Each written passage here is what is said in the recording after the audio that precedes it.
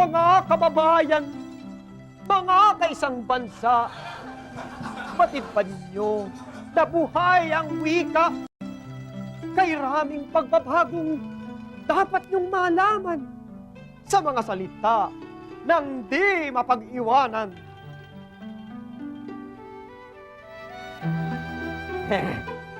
Ano? Okay ba sa Jaforms? Jolog? Mga pre, mga mre, ako nga pala si Francisco Jologta.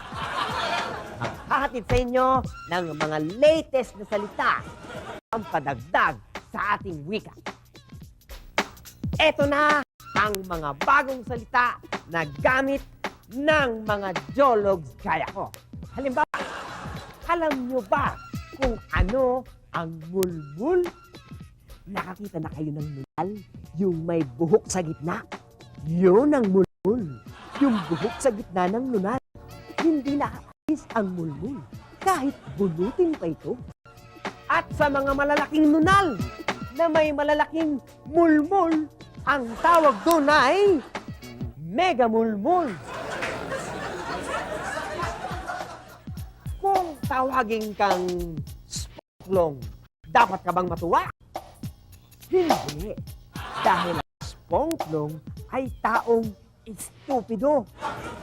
Pero kung estupido ka talaga, siguradong matutuwa ka pag tinawag kang sponklong kasi nga tanga ka at hindi mo alam ang ibig sabihin nun.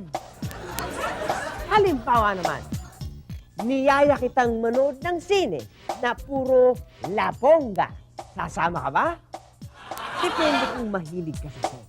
Kasi ang lapongga ay laplapan o lamasan. Lapongga, lapongga, la, lapongga, lapongga, lapongga, la. Jabongga pala yun. Anyway, ano naman ang barnacle? Ang barnacle ay yung maitim na libag sa batok na naipon sa mahabang panahon. Yun. Yung kahit hilurin mo ng bato, hindi matatanggal. Mapunta tayo sa usapang banyo. Nakakita na ba kayo ng muyas-muyas? Ang muyas-muyas ay natatagpuan sa inidoro. May berdeng gulay, ng dahon na hindi natunaw sa tiyan. Palutang-lutang lang. Nangyayari ito kapag sumobra ang kain mo ng salad at hindi ka natunawan.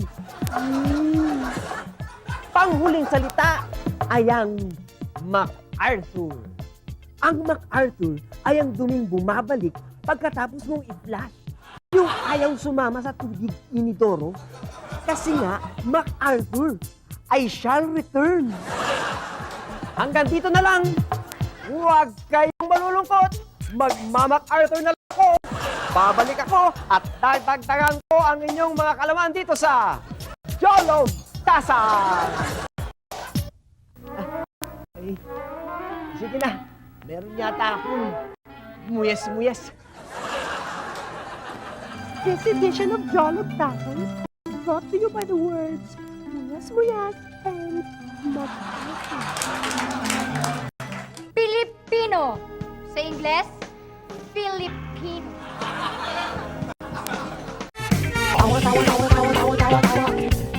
You love!